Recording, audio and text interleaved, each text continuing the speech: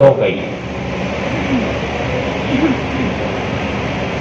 دستور کے اندر یہ چیز رکھی گئی ہے، صرف ایک مشورہ ہے.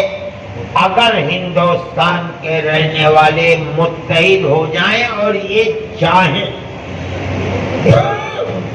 کہ پورے ملک کا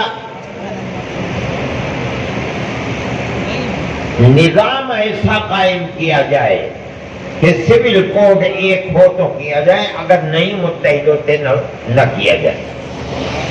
لیکن یہ ملک کی بدقسمتی ہے کہ آج صرف نفرت کو جنم دینے کے لیے، بڑھانے کے لیے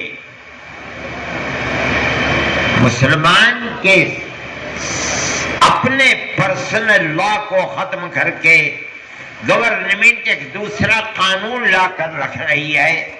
اس لیے میں کہہ رہا ہوں کہ یہ سیاست کے سوا کچھ اور نہیں ہے. یہ بات کھلی ہوئی ہے کہ اتنے پرسنل لا ہیں اقلیتوں کے، اگر وہ کھڑے ہو جائیں گے تو کوئی چیز ملک میں چل نہیں پائے گی. لیکن سب سے بڑی اقلیت مسلمانوں کی اقلیت ہے. صرف دکھلانے کے لیے، ہندو اور مسلمان کو الگ الگ کرنے کے لیے، یہ بتانے کے لیے کہ اگر ملک کے اندر تم کو مسلمانوں سے کوئی بچا سکتا ہے تو بی جے پی کے سوا کوئی اور بچانے والا نہیں ہے. بار بار اس کو پیش کیا جاتا ہے. جمعیت علماء پہلے دن سے اس کی مخالف ہے، آج بھی مخالف ہے، اور جب تک زندہ رہیں گے اس کی مخالفت کرتے رہیں گے. میری ایک بات رہی ہے کہ میں آر ایس ایس کے سنچالک موہن بھاگوت جی سے بھی ملا، اور بھی دوسرے ہندوستان کے دھرم گرو ہیں ہندوؤں کے، ان سے بھی ملتا رہا ہوں. میں ابھی 4-5 مہینے ہوتے ہیں ہریدوار کے قریب ایک دھرم گرو ہیں، ان کے یہاں میں گیا. میری بات چیت پہلے سے ہو گئی تھی. وہ مجھے لینے کے لیے جو ان کی جگہ ہے دروازے کے قریب تک آئے، بڑا احترام کیا. ان کے یہاں مودی جی بھی جاتے ہیں اور بھی دوسرے بڑے بڑے لیڈر ملک کے جاتے ہیں، آشیرواد لیتے ہیں. میری ان سے گفتگو ہوئی، کہیں مسلم پرسنل لا کا ذکر ان سے نہیں آیا، لیکن لوگوں کو پتہ چل گیا تھا. اس لیے اخبارات کے نمائندے اور ٹی وی چینلوں کے نمائندے وہاں بیٹھے ہوئے تھے. ان میں سے کسی نے مجھ سے پوچھا کہ یکساں سول کوڈ کے بارے میں آپ کی کیا رائے ہے. میں نے کھلا ہوا جواب دے دیا کہ ہم اس کے حق میں نہیں ہیں. ہمارا اپنا ایک پرسنل لا ہے، ہم اس کے اوپر چلتے ہیں اور ساری دنیا کا مسلمان اس کے اوپر چلتا ہے. لیکن انہوں نے ایک بیان دیا اور یہ کہا کہ ارشد نے یکساں سول کوڈ کے اوپر اپنی رضامندی دی ہے. میری مشکل یہ ہے کہ میں اردو بولتا ہوں، میں ہندی نہیں جانتا. میری زبان عام طور پر خالص اور ٹھیٹ ہندی بولنے والے نہیں سمجھ پاتے. انہوں نے کیا سمجھا، میرے سامنے آ گئے ٹی وی چینل والے کہ انہوں نے یہ کہا. میں نے کہا کوئی جھگڑے کی بات نہیں ہے.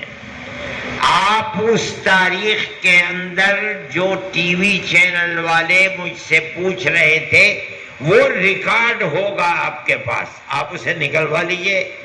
اگلے ہی دن میرے پاس فون آیا کہ وہ ریکارڈ نکل آیا. میں نے کہا دیکھ لیجئے میں نے کیا کہا ہے. یہ کوئی مسئلہ نہیں ہے. ہاں، گاؤ کشی کے اوپر میرا اور ان کا موقف یہ اسٹینڈ ایک تھا، اور وہ یہ تھا کہ آپ گائے کو نیشنل پشو قرار دے دیجئے. سارے ہندوستان کے اندر گائے کو قتل کرنا، ذبح کرنا جرم ہوگا اس بنیاد کے اوپر کہ یہ ہمارا نیشنل جانور ہے، ہم آپ کے ساتھ ہیں، آپ یہ کیوں نہیں کرتے؟ کر نہیں سکتے؟ گوا کے اندر جائیے، کھلم کھلا گائے کٹتی ہے۔ آپ آسام سے کٹ کر جو صوبے بنے ہیں، ناگالینڈ ہے، میزورم ہے اور دوسرے، آپ ان کے اندر جائیے، کھلم کھلا گائے آپ کو لٹکی ہوئی ملیں گے، کٹی ہوئی۔ جو جا کر کے اعلان کرے گا کہ گائے پر پابندی لگاؤ، اسی کو کاٹ کر کھا جائیں گے۔ نہیں کر سکتے، یہ ان کی کمزوری ہے۔ میں کہتا ہوں اسی طرح لا کا، پرسنل لا کا بھی مسئلہ ہے، ہر قوم کی اپنی پرسنل لا ہے۔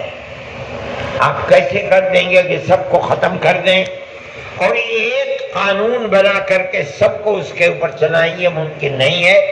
یہ ہمارا موقف ہے۔